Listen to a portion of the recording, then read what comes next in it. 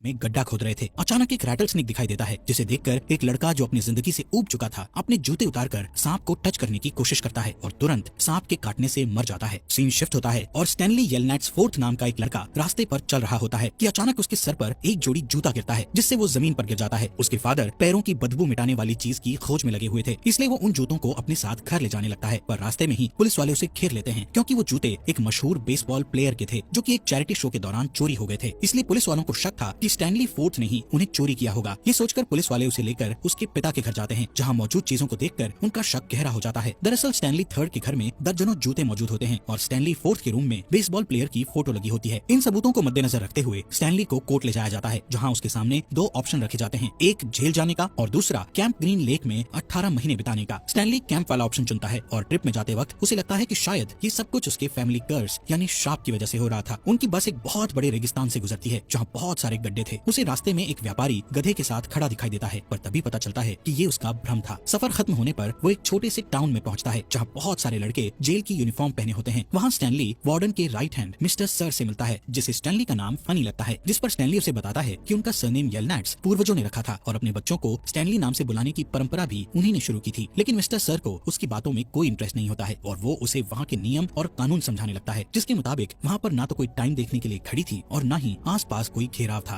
तो दूर दूर तक सिर्फ रेगिस्तान, जहाँ बूंद भर भी पानी नहीं था। और यही वजह थी कि कोई दीवार या कैद न होने के बावजूद भी कोई कैदी यहाँ से भागने की हिम्मत नहीं कर पाता था। बहरहाल स्टैनली को 2 जोड़े कपड़े दिए जाते हैं और साथ में एक फावड़ा दिया जाता है, जिससे स्टैनली को रोज एक 5 फीट गहरा गड्ढा खोदना होगा। उसकी गहराई नापने के लिए वो फावड़े का इस्तेमाल कर सकता है। वो गड्ढा खोदने में जितनी देर लगाएगा उतनी ही देर उसे सूरज की धूप में तपना पड़ेगा। साथ ही उसे रैटल स्नेक और येलो स्पॉटेड लिजर्ड से भी बचना होगा, क्योंकि ये दोनों ही खतरनाक जानवर थे जो उसकी जान भी ले सकते थे। इसके बाद स्टैनली कैंप के काउंसलर डॉक्टर पेंडांस्की से मिलता है, जो उसे पूरे एरिया का चक्कर लगाकर बताता है कि वहाँ का रूल नंबर 1 ये है कि वार्डन को परेशान न किया जाए, वरना नतीजे बहुत बुरे हो सकते हैं। इसके बाद वो उसे दूसरे लड़कों के पास ले जाता है, जो स्टैनली को उसके सोने की जगह दिखाते हैं। वहाँ पर मरे हुए बच्चे की उल्टियों के निशान थे। डॉक्टर सभी लड़कों को उनके असली नाम से पुकारता था, लेकिन वो लोग एक दूसरे को निकनेम से पुकारते थे, जो उन्हें वहाँ आने के बाद मिले थे। उनमें सबसे छोटे लड़के का नाम जीरो था, क्योंकि वो किसी से बात नहीं करता था। इसके बाद स्टैनली एक लड़के को उसके रियल नेम से पुकारते हुए पूछता है कि कैंटीन कहाँ है, जिस पर वो लड़का गुस्से में उसे पीछे धकेल देता है और याद दिलाता है कि उसे सिर्फ निकनेम से ही बुलाना है। कुछ देर बाद स्टैनली खाना खाने बैठता है, जिसमें सिर्फ बीन्स परोसे जाते हैं। इतने में एक्सरे नाम का लड़का उसके खाने का कुछ हिस्सा ले लेता है और कहता है कि मुझे ज्यादा खाना मिलना चाहिए, क्योंकि मैंने दिन भर काम किया है, जबकि तुमने तो आज कोई भी गड्ढा नहीं खोदा। इसके बाद सब लड़के स्टैनली से पूछते हैं कि वो यहाँ क्यों भेजा गया है, जिस पर स्टैनली उन्हें बताता है कि उसने मशहूर सेलिब्रिटी के जूते चुराए थे। ये सुनकर जीरो उससे पूछता है कि क्या उन जूतों में स्टार्स बने हुए थे, जिसके जवाब में स्टैनली हाँ कहता है। और तभी उसे याद आता है कि कोर्ट में ट्रायल के दौरान बेसबॉल प्लेयर ने सबको बताया था कि वो एक अनाथालय में पला बड़ा था, इसी वजह से उसने वो जूते चैरिटी में दान किए थे। लेकिन स्टैनली एक फेक फैन था, जिसने अपने ही फेवरेट प्लेयर के जूते चुरा लिए थे। रात को सोते वक्त स्टैनली को याद आता है कि उसके ग्रैंडफादर ने कहा था कि उनके परिवार को एक श्राप मिला हुआ है। इसी वजह से उसके फादर स्टैनली थर्ड अपने इन्वेंशन में कभी सक्सेसफुल नहीं हो पाए। स्टैनली फर्स्ट की किस्मत बहुत ही खराब रही। उसने स्टॉक मार्केट में बहुत पैसा कमाया था, लेकिन एक फेमस क्रिमिनल किसिंग केट के हाथों मारा गया था, जो अपने शिकार को मारने के बाद किस किया करती थी, जिससे उनके चेहरे पर उसकी लिपस्टिक के निशान रह जाते थे। लेकिन उसने स्टैनली के चेहरे पर किस नहीं किया था, बल्कि उसके खजाने को लूटकर उसे रेगिस्तान में तनहा छोड़कर चली गई थी। अब सीन प्रेजेंट में आ जाता है, जहाँ सुबह होने से पहले ही लड़कों को जगा दिया जाता है। उन्हें नाश्ते में टॉटिया खाने को मिलता है। उसके बाद काम पर जाने के लिए एक एक फावड़ा चुनने को कहा जाता है, पर जैसे ही स्टैनली एक फावड़ा चुनता है, एक्सरे उसके हाथ से फावड़ा छीन लेता है। तब उसे पता चलता है कि वो छोटा फावड़ा एक्सरे यूज किया करता था और अपनी जगह किसी और को लेने नहीं देता था। खैर, वो सब गड्ढा खोदने वाली जगह पर पहुंच जाते हैं और तभी मिस्टर सर स्टैनली को बताता है कि गड्ढा खोदते वक्त अगर तुम्हें कोई भी इंटरेस्टिंग चीज नजर आए तो तुरंत मुझे खबर कर देना। अगर वो चीज मुझे पसंद आ गई तो उस दिन के लिए तुम्हें काम से छुट्टी मिल जाएगी। इसके बाद वो उसे ये भी बताता है कि गड्ढा किसी खास मकसद के लिए नहीं खुदवाया जाता, बल्कि ये सब तुम लोगों को सुधारने के लिए किया जा रहा है। इसके बाद सभी लड़के काम में लग जाते हैं और अपने अपने गड्ढों से निकले हुए डस्ट को बाहर फेंकने लगते हैं, जो कभी कभी स्टैनली के गड्ढे में गिर जाता था। स्टैनली उन्हें ध्यान से काम करने को कहता है, जिस पर वो लोग उसका मजाक उड़ाते हैं। गड्ढा खोदते वक्त स्टैनली को एक बार फिर से अपने परिवार के श्राप का ख्याल आता है। उसके एक पूर्वज एलिया ने सुअरों के फार्म में काम किया था, जहाँ उसे अपने मालिक की बेटी मायरा से प्यार हो गया था। तब वो जरोनी नाम की एक भविष्य बताने वाली के पास गया और उससे पूछा कि लड़की का दिल जीतने के लिए उसे क्या करना होगा, जिसके जवाब में जरोनी ने उसे प्यार व्यार भूलकर अमेरिका जाने की सलाह दी, जहाँ उसका भविष्य सुधर सकता था। लेकिन एलिया ने हार नहीं मानी और मायरा के पिता से उसका हाथ मांग लिया। लेकिन वहाँ एक और बंदा था जो मायरा से शादी करना चाहता था। उसने मायरा के पिता को दहेज में ढेर सारे पिग दिए और बाजी जीत गया। एलिया दुखी होकर फिर से जेरोनी के पास गया। इस बार जेरोनी को उस पर दया आ गई और उसने एक ट्रिक बताई। उसने एलिया से कहा कि तुम्हें हर दिन एक छोटे से सुअर को पानी पिलाने के लिए पहाड़ पर ले जाना होगा और जब तक पिग पानी पिएगा तुम्हें वहीं रुककर गाना गाना होगा। इस तरह तुम भी मजबूत हो जाओगे और पिग भी काफी बड़ा हो जाएगा और एक बेहतरीन दहेज बनेगा। लेकिन पिग को पानी पिलाने के बाद मुझे भी पहाड़ पर ले जाकर जाकर पानी पिलाना होगा। अगर तुमने ऐसा नहीं किया तो तुम पर और तुम्हारी आने वाली पीढ़ियों पर एक श्राप लगेगा। एलिया खुशी खुशी मान गया और रोजाना ऐसा ही करने लगा। जब एक दिन पिग काफी बड़ा हो गया तो वो उसे लेकर अपने होने वाले ससुर के पास गया और उसे दहेज में दे दिया। लेकिन मायरा काफी कंफ्यूज थी और फैसला नहीं ले पा रही थी कि वो किससे शादी करे। इसलिए उसने एक गैसिंग गेम के जरिए अपने पति को चुनने का इरादा जाहिर किया, जिस पर एलिया बहुत नाराज हो गया और उसने फैसला किया कि अब वो शादी नहीं करेगा और जेरोनी की सलाह के मुताबिक अमेरिका जाकर अपनी किस्मत बनाएगा। लेकिन बदकिस्मती से वो उस दिन जेरोनी को पानी पिलाना भूल गया और उससे मिले बिना ही वहाँ से निकल गया, जिस पर जेरोनी ने उसके खानदान को शाप दे दिया। अब सीन प्रेजेंट में आ जाता है, जहाँ मिस्टर सर गड्ढों के पास अपना ट्रक लेकर आते हैं ताकि लड़के लोग अपनी पानी की बोतल भर सकें। और तभी लड़के स्टैनली के हाथ में हुए पहले छाले को देखकर उसे चढ़ाते हैं। आज सबसे पहले जीरो का काम खत्म हुआ था, वो सबसे फास्ट गड्ढा खोदता था। आखिर में जब स्टैनली का काम खत्म होता है तो कोई भी बाहर निकलने में उसकी हेल्प नहीं करता और उसे खुद ही बाहर निकलने का हुनर भी सीखना पड़ता है। जब वो वापस टाउन में आ जाता है तो देखता है कि मिस्टर सर उस पर बंदूक ताने खड़े हैं, पर असल में वो एक येलो स्पॉटेड लिजर्ड पर निशाना लगा रहे थे। उनका निशाना चूक जाता है और लिजर्ड जंप मारकर स्टैनली पर अटैक करने जाती है। लेकिन तभी मिस्टर सर दोबारा गोली चलाते हैं और इस बार लिजर्ड मर जाती है। दिन बीतने लगते हैं और धीरे धीरे स्टैनली वहाँ की जिंदगी का आदी हो जाता है। वो रोज सुबह जल्दी उठता है, नाश्ते में वही बीन्स खाता है और उसके बाद काम पर चला जाता है, जहाँ दिन भर गड्ढे खोदते हुए उसके हाथों में और ज्यादा फफोले पड़ने लगते हैं। कई बार खतरनाक जानवरों से उसका सामना भी होता है, तो कभी बाथरूम में शावर काम नहीं करता। इन सब परेशानियों के अलावा दूसरे लड़के भी उसे परेशान करते रहते हैं, उसका मजाक उड़ाते हैं और उसे सॉफ्टी कहकर चिढ़ाते हैं। स्टैनली उनसे उलझकर अपनी मुसीबतें बढ़ाना नहीं चाहता था, इसलिए शांत रह जाता है और जब वो अपनी मॉम को खत लिखता है तो उसे बताता है कि वो वहाँ बहुत एंजॉय कर रहा है और वो एक नॉर्मल समर कैंप की तरह बहुत ही बढ़िया जगह है। एक दिन शाम को गड्ढा खोदते हुए स्टैनली को एक फॉसिल मिलता है, जिसे वो पेंडांस्की के पास लाता है। लेकिन डॉक्टर कहता है कि वार्डन को फॉसिल से कोई मतलब नहीं है। फिर वो उसे बताता है कि इस एरिया में कभी झील हुआ करती थी और इसके चारों तरफ फैली हुई जमीन वार्डन के ग्रैंडफादर की थी। और इसी के साथ मूवी फ्लैशबैक में चली जाती है, जहाँ दिखाया जाता है कि वो एरिया कभी हरा भरा और खुशहाल हुआ करता था, जहाँ सैम नाम का एक व्यापारी अपनी गाड़ी में प्याज बेचने के लिए अक्सर आया करता था। उसकी गाड़ी को गधे खींचते थे। वो दावा करता था कि उसके प्याज जानलेवा बीमारियों का इलाज कर सकते हैं और खतरनाक छिपकलियों से भी बचा सकते हैं। सैम को वहाँ की एक लोकल टीचर कैथरीन पर क्रश था, जिसके लिए वो प्याज से बना एक खास किस्म का नाश्ता लाया करता था, जिसके बदले में वो उसे जार भरकर पीच दिया करती थी। टाउन के सभी मर्दों को कैथरीन पसंद थी और कैथरीन का सैम को इतनी इंपॉर्टेंस देना उन्हें बिल्कुल पसंद नहीं था। एक दिन बारिश के कारण स्कूल की छत टपकने लगती है और कैथरीन बच्चों को वापस घर भेज देती है। तभी सैम छत ठीक करने में उसकी हेल्प करता है। इससे सैम को उसके साथ काफी वक्त बिताने को मिलता है। इस बात से खुश होकर वो स्कूल के दूसरे हिस्से भी रिपेयर करने लगता है। तभी वो नोटिस करता है कि शाम को बड़ों की क्लास में बहुत सारे स्टूडेंट कैथरीन को ताने मार रहे हैं, जिनमें से एक वार्डन का ग्रैंडफादर वॉकर भी था, जो कैथरीन को बाहर मिलने के लिए बुलाता है। लेकिन कैथरीन मना कर देती है, जिससे वो काफी नाराज हो जाता है। देखते ही देखते स्कूल की बिल्डिंग बहुत खूबसूरत बन जाती है, पर सैम का गधा कहीं खो जाता है, इसलिए वो एक बोट खरीद लेता है। एक दिन बारिश की दोपहर में सैम और कैथरीन एक दूसरे को किस कर रहे होते हैं और तभी वॉकर उन्हें देख लेता है और पूरे टाउन में ये खबर फैला देता है। थोड़ी ही देर में सारे गाँव वाले इकट्ठा हो जाते हैं और सजा के तौर पर स्कूल को जला देते हैं। कैथरीन दौड़ती हुई पुलिस के पास जाती है, जो उस वक्त नशे में धुत था। वो कैथरीन को किस देने के लिए कहता है। कैथरीन उसे धक्का देकर दूर कर देती है, जिस पर वो उसे धमकाता है कि अलग जाति वालों से रिलेशनशिप रखना गैर कानूनी है, इसके लिए सैम पर मुकदमा चलेगा। कैथरीन डर जाती है और सैम को वार्न करने के लिए दौड़ती हुई उसके पास जाने लगती है, पर तब तक देर हो चुकी थी, क्योंकि गाँव वालों ने बोट में बैठे सैम को गोली मारकर खत्म कर दिया था। कुछ देर बाद कैथरीन वापस आती है और पुलिस को गोली मारकर खत्म कर देती है। इसके बाद उसे किस करती है, जो कि वो जीते जी चाहता था। उस दिन कैथरीन टाउन छोड़कर चली जाती है और किसिंग केट के नाम से मशहूर हो जाती है। मूवी फिर से प्रेजेंट में आ जाती है, जहाँ पर एक्सरे स्टैनली के पास आकर उससे कहता है कि अगली बार अगर उसे कोई भी चीज मिले तो पहले उसके पास ले आए। बाद में स्टैनली का सामना एक परेशान करने वाले लड़के से होता है और दोनों के बीच लड़ाई होने ही वाली होती है कि तभी बाकी लड़के आकर दोनों को शांत कराते हैं। पर अब स्टैनली सबकी नजरों में अपनी इज्जत बना चुका था। उसके साथी उसे केवमैन के नाम से बुलाने लगे थे और उसे पानी की लाइन में भी अच्छी जगह मिलने लगी थी। कुछ समय बाद स्टैनली को उसकी मॉम का खत मिलता है, जिसमें लिखा था कि उसके फादर के सारे एक्सपेरिमेंट फेल हो चुके थे और मकान मालिक उन्हें कभी भी घर से बाहर निकाल सकता था। जीरो अनपढ़ था, इसलिए स्टैनली को खत पढ़ते देखकर काफी इंप्रेस होता है और उससे कहता है कि मुझे भी पढ़ना लिखना सिखा दो। जिस पर स्टैनली कहता है कि मैं कोई अच्छा टीचर नहीं हूँ और दिन भर काम करके थक जाता हूँ, इसलिए मुझे आराम की जरूरत है। अगले दिन गड्ढा खोदते वक्त स्टैनली को एक छोटी सी चीज मिलती है, जिस पर KB लिखा हुआ था। लड़कों को लगता है कि शायद ये शॉटगन का कवर है, पर ये बहुत पतला था। तभी एक्सरे स्टैनली के हाथ से वो चीज ले लेता है और जैसे ही पेंडांस्की उस चीज को देखता है, वो तुरंत जाकर वार्डन को खबर कर देता है और सारे लड़के ये देखकर हैरान रह जाते हैं कि वार्डन एक बहुत खूबसूरत औरत थी। वो उस चीज को देखकर बहुत खुश होती है और एक्सरे को उस दिन की छुट्टी दे देती है और बाकी लड़कों से एक्सरे के गड्ढे के आसपास का पूरा एरिया खोद डालने को कहती है। इसलिए उस दिन लड़कों को दूसरे दिनों के मुकाबले ज्यादा काम करना पड़ता है, लेकिन फिर भी उन्हें कोई चीज नहीं मिलती, क्योंकि वो गलत जगह थी। अगले कुछ दिनों तक लड़के उसी टनल को खोदते रहते हैं जो उन्होंने क्रिएट किया था, पर उन्हें वहाँ एक छोटे से डायल के अलावा और कुछ भी नहीं मिलता। आखिरकार वार्डन उन्हें उनके इंडिविजुअल गड्ढे खोदने को कह देती है, जैसा कि वो पहले से करते आ रहे थे। अगले दिन जब मिस्टर सर लड़कों की बोतलें भर रहा होता है, तब एक लड़का उसके ट्रक से सनफ्लावर के बीजों का बैग चुरा लेता है और उसके जाते ही सब लड़के उन बीजों को आपस में बांटने लगते हैं। पर बदकिस्मती से मिस्टर सर जल्दी ही नोटिस कर लेते हैं कि बैग गायब है और वो ट्रक मोड़कर वापस वहाँ आ जाते हैं। लड़के जल्दी जल्दी बीजों को छुपाने लगते हैं और तभी तभी गलती से वो बैग स्टैनली के पैरों पर गिर जाता है, इसलिए वो बैग को रेत के अंदर छुपाने की पूरी कोशिश करता है, लेकिन फिर भी मिस्टर सर बैग को देख लेता है और तब अपने दोस्त को बचाने के लिए स्टैनली झूठ बोल देता है कि ये चोरी मैंने खुद किया है। ये देखकर सब लड़के शॉक्ड रह जाते हैं। इसके बाद मिस्टर सर स्टैनली को सजा देने के लिए वार्डन के पास लेकर आता है। उसके ऑफिस के अंदर किसिंग केट के बहुत सारे पोस्टर लगे हुए थे। अभी वो उन पोस्टर्स को देख ही रहा था कि तभी वार्डन उसे अपनी नेल पॉलिश दिखाने लगती है, जिसे उसने रैटल स्नेक के जहर से बनाया था। अपने नाखूनों पर नेल पॉलिश लगाने के बाद वार्डन मिस्टर सर को थप्पड़ मारती है, क्योंकि उसने सनफ्लावर सीड्स जैसी मामूली चीज के लिए स्टैनली का गड्ढा खोदना रुकवा दिया था। इसके बाद वो स्टैनली को वापस काम पर भेज देती है और जब वो खुदाई करने वाले एरिया में वापस आता है तो सभी लड़के उसे हीरो की तरह ट्रीट करते हैं। स्टैनली देखता है कि जीरो ने उसके हिस्से का गड्ढा भी खोद दिया है। इससे खुश होकर वो उसे पढ़ाने के लिए तैयार